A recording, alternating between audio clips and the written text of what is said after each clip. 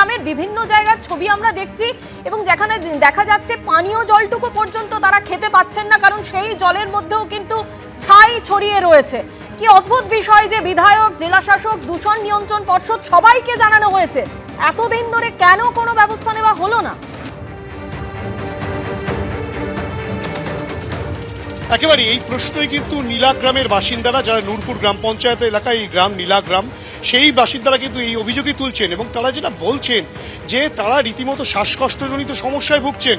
এবং তুমি সেই যে গ্রাম, সেই গ্রামে 1 ঘন্টা যদি সেখানে থাকা যায়, সেখানে দেখা যাবে যে রীতিমতো শ্বাস নিতে সমস্যা হচ্ছে, এরকম একটা পরিস্থিতি। তারা দীর্ঘদিন রয়েছেন, বারংবার প্রশাসনের তারা দ্বারস্থ হচ্ছেন, কিন্তু প্রশাসন এক প্রকার নির্বিকার। উল্টে তারা যেটা অভিযোগ করছে যে তাদের ওপরেই প্রশাসন রীতিমতো নির্যাতন চালাচ্ছে। সেই কারণে কিন্তু তারা রীতিমতো ক্ষুব্ধ এবং তারা অনেকেই বাড়ি ছেড়ে চলে যেতে শুরু করে দিয়েছেন। এবং গতকাল আমাদের সংবাদ মাধ্যম সেখানে পৌঁছানোর পর, আমাদের এবিপি আনন্দ যখন সেখানে গিয়ে পৌঁছয়, তারপরে দেখা যায় যে নিপন পেপার মিলের বেশ কয়েকজন, তাদের মধ্যে জেনারেল ম্যানেজার, HR ম্যানেজার, তারা বেশ কয়েকজন দলবল নিয়ে তারা গ্রামে প্রবেশ করেন। গ্রামে যখন তারা প্রবেশ করেন তখন কিন্তু গ্রামের লোকজন ক্ষুব্ধ হয়ে ওঠেন। তারা রীতিমতো তাদেরকে ধরে বিক্ষোভ দেখাতে শুরু করেন এবং তাদেরকে বলেন যে সময়সীমা দিন, কতদিনের মধ্যে এই বিষয়টা আপনারা সুরাহা করবেন। কারখানা কর্তৃপক্ষ অর্থাৎ পেপার মিল কর্তৃপক্ষ কিন্তু স্পষ্টত বলছে যে হ্যাঁ, দূষণ হচ্ছে, দূষণের মাত্রা কতটা সেই বিষয়টা তারা চাক্ষুষ করতে এসেছেন। তারা বেশ কিছু প্রযুক্তি ব্যবহার করছেন যাতে দূষণটা কমে, কিন্তু আদৌ কতটা কমেছে সেই চাক্ষুষ করার জন্য এসেছেন। কিন্তু তাদের কথায় কিন্তু গ্রামবাসীরা আশ্বস্ত হতে নারাজ। তারা বলছেন যে তাদেরকে সময়সীমা দিতে হবে এবং বর্তমানে SDO বলছেন যে সময়সীমা তাদেরকে বেঁধে দেওয়া হয়েছে। এখন প্রশাসন কী ব্যবস্থা নেয় এবং পেপার মিল কর্তৃপক্ষ কী পদক্ষেপ নেয় সেটাই এখন দেখার এবং সেটাই এখন সময়ের অপেক্ষা। হিন্দল, তুমি আমাদের সঙ্গে থাকো। ডায়মন্ড হারবার বিধানসভা কেন্দ্রে নীলগ্রামের ছবি আপনাদের সামনে তুলে ধরছি, যেখানে আপনারা দেখতে পাচ্ছেন একেবারে গোটা গ্রাম জুড়ে ছাইয়ের পুরো আস্তরণ পড়ে গেছে এবং অনেকেই এলাকাবাসী যারা, তারা দাবি করছেন যে স্থানীয় একটি পেপার মিল থেকেই এই দূষণ ছড়াচ্ছে এবং সে বিষয়ে বারবার তারা প্রশাসনকে জানিয়েছে, বিধায়ককে জানিয়েছে, দূষণ নিয়ন্ত্রণ পর্ষদকে জানিয়েও কোনো লাভ হয়নি।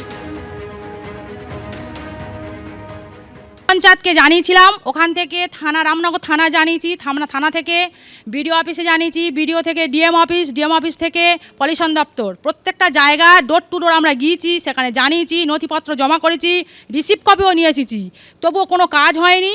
যখন আমরা আন্দোলনের মাধ্যমে গেটের সামনে যাচ্ছি, কোম্পানি নিপন কোম্পানির পেপার মিল, যখন ওখানে যাচ্ছি, ওখান থেকে আমাদের তাড়া করছে, অ্যালার্জি হচ্ছে, এই যে গায়ে পড়ছে, তারপর চোখ নষ্ট হয়ে যাচ্ছে, শ্বাসকষ্ট, দম ফেলতে পারছে না, চোখ কড়কড় করছে, চোখে ডাক্তার কাছে যাচ্ছে, চোখ অপারেশন করতে হচ্ছে।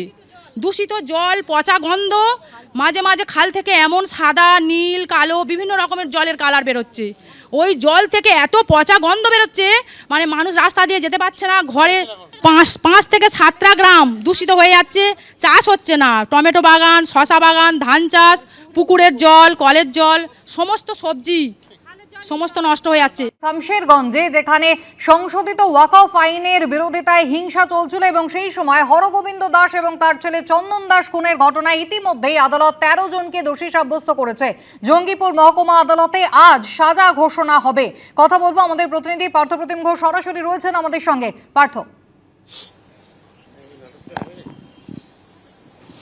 দেখো একেবারে আর কিছুক্ষণ পরে সাজা ঘোষণা হবে। আর একটি গুরুত্বপূর্ণ যে মামলা, সেই মামলা ইতিমধ্যে দোষী সাব্যস্ত হয়েছে। আমরা দাঁড়িয়ে রয়েছি, এটা হচ্ছে সেই মুর্শিদাবাদের শামশেরগঞ্জের জাফরাবাদের চন্দন দাস এবং হরগোবিন্দ দাস। 70 বছর হরগোবিন্দ দাস এবং 40 বছর বয়সী তার ছেলে চন্দন দাস এই বাড়িতেই ছিলেন।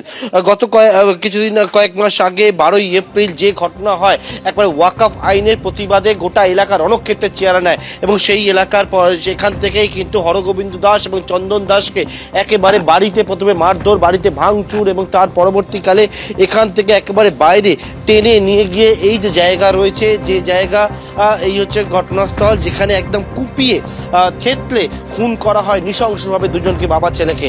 সেই ঘটনায় 13 জনকে গ্রেপ্তার করা হয়েছে এবং তার পরবর্তীকালে আজকে এলাকার ছবিটা দেখতে পাচ্ছ, সেখানে হচ্ছে BSF। এই ঘটনার পর এলাকার বাসিন্দারা গর্জে উঠেছিলেন, তারা দাবি জানিয়েছিলেন যে BSF বা কেন্দ্রীয় বাহিনী মোতায়েন করার জন্য। সেই BSF এবং কেন্দ্রীয় বাহিনী এর পরবর্তীকালে মুর্শিদাবাদে মোতায়েন হয়। শামশেরগঞ্জে এখন বিভিন্ন জায়গায় BSF মোতায়েন রয়েছে, তবে আজকে এই যে এলাকা রয়েছে সেই জায়গায় BSF এর যারা ঊর্ধ্বতন আধিকারিক থেকে শুরু করে তারাও আসছেন, বারবার করে ব্রিফ করছেন যে বিষয় বিষয়টি সেটি হচ্ছে যাতে আইন শৃঙ্খলা সম্পূর্ণভাবে স্বাভাবিক থাকে। এবং আজকে রায় ঘোষণা তার আগে বিভিন্ন জায়গায় বিএসএফ টহল দিচ্ছে রাস্তার বিভিন্ন প্রান্তে। আজকে দুপুর 2টোর পর এই হরগোবিন্দ দাস এবং চন্দন দাসকে খুনের যে ঘটনা, সেই খুনের ঘটনার আর পরবর্তীকালে গতকালকেই কিন্তু জঙ্গিপুর মহকুমা আদালত 13 জনকে দোষী সাব্যস্ত করেছে। আজকে সেই মামলা কি সাজা, সেই সাজা ঘোষণা করবে এবং সেই দিকে তাকিয়ে রয়েছে এই গোটা শামসেরগঞ্জ এলাকা, জাফরাবাদ এলাকার বাসিন্দারা। একেবারেই পার্থ, ইতিমধ্যেই কিন্তু বিএসএফ এর টহলদারি চলছে এলাকায় মুর্শিদাবাদের শামশেরগঞ্জে জাফরাবাদ, যেখানে বাবা এবং ছেলে হরগোবিন্দ দাস এবং চন্দন দাস বাড়ি থেকে টেনে এনে তাদেরকে নৃশংসভাবে কুপিয়ে থেঁতলে খুনের ঘটনা ঘটে। যে ঘটনায় পুলিশের এসআইটি গঠন করা হয়েছিল 12ই এপ্রিলের এই ঘটনায়, এবং তারপরে বিচার প্রক্রিয়া শুরু হয় 6 জুন। 55 দিনের মাথায় পুলিশ 13 জনের বিরুদ্ধে চার্জশিট দেয়। এসআইটি 13 জনের বিরুদ্ধে চার্জশিট দিয়েছিল। গতকাল জঙ্গিপুর মহকুমা আদালত 13 জনকে দোষী সাব্যস্ত করেছে। আজ আর কিছুক্ষণের মধ্যেই হবে সাজা ঘোষণা। রাজীব চৌধুরী আমাদের অপর প্রতিনিধি রয়েছেন আমাদের সঙ্গে। রাজীব, আর কিছুক্ষণের অপেক্ষা, তারপরে জাফরাবাদের সেই ভয়াবহ ঘটনা যার সাজা ঘোষণা হতে চলেছে। ইতিমধ্যে আদালত 13 জনকে দোষী সাব্যস্ত করেছে। কারা এই 13 জন, তাদের কি রাজনৈতিক পরিচয়?